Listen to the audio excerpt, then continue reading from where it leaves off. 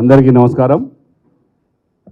ఈరోజు ఖమ్మం లోక్సభ నియోజకవర్గంలోని 7 నియోజకవర్గాలలో నుంచి వచ్చినటువంటి ప్రజాప్రతినిధులు, ముఖ్యమైన కార్యకర్తలందరూ కూడా ఇప్పటి వరకు జరిగిన సమీక్ష సమావేశాల కంటే కూడా ఈ నియోజకవర్గానికి అత్యధికంగా దాదాపు 900 మంది హాజరయ్యారు.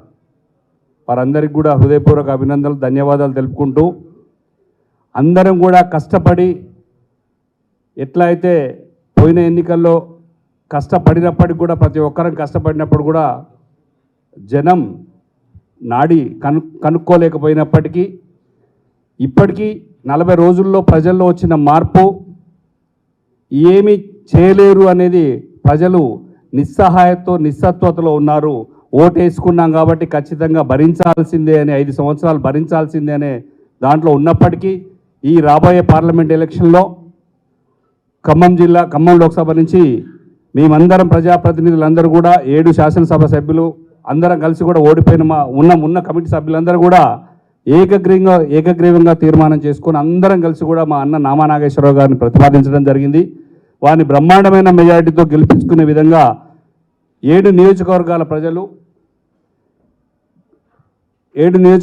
ప్రజలు కూడా సంసిద్ధతగా ఉన్నారు.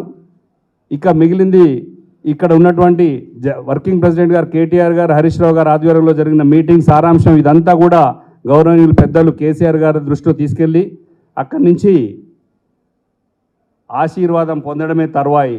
మొన్న చేవెళ్లలో రంజిత్ రెడ్డి గారిని ఎట్లయితే ప్రజలు కోరుకున్నారో ఈరోజు వచ్చిన ప్రజలు కూడా ముక్త కంఠంతో నామా గారిని అందరూ కట్టగలిసిగా కోరుకున్నాం. ఇది బ్రహ్మాండంగా జరిగి తీరుతుంది. ఏ అలివి కాని హామీలు దాదాపు 420 హామీలు ఇచ్చారు. 100 రోజుల్లోనే 13 హామీలు నెరవేర్చాలి. దాదాపు ఇప్పటికీ 39 రోజులు అయిపోయింది, 40 రోజులు కావస్తుంది.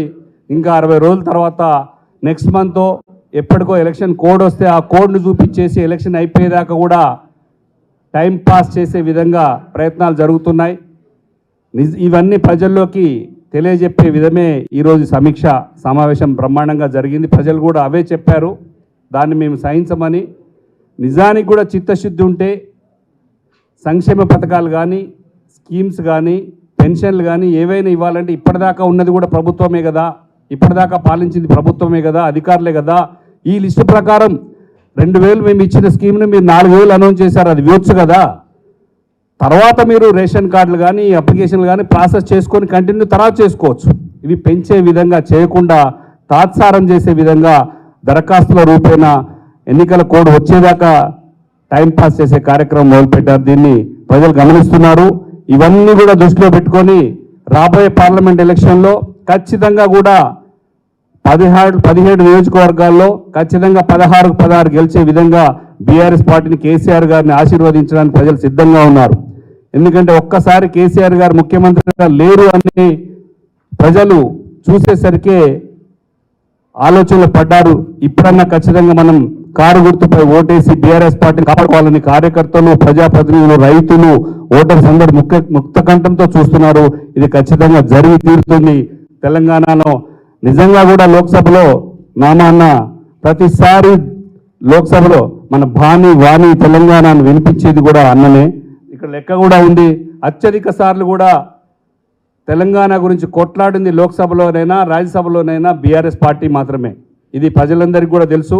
ఖచ్చితంగా రాబోయే ఎలక్షన్లో నామా గారిని బ్రహ్మాండమైన గెలిపిస్తారని చెప్పేసి ప్రజలంతా సిద్ధంగా ఉన్నారని చెప్పేసి వారందరూ కూడా మరొకసారి హృదయపూర్వక ధన్యవాదాలు తెలుపుకుంటూ, కేసీఆర్ గారి ఆశీర్వాదం, కేసీఆర్ గారు ఎలా నిర్ణయం తీసుకుంటే ఖమ్మం జిల్లా పార్టీ అంతా కూడా ఒక యూనిటీతో, ఒక క్రమశిక్షణతో ఖచ్చితంగా పనిచేస్తామని చెప్పేసి మనస్ఫూర్తిగా కోరుకుంటున్నాం.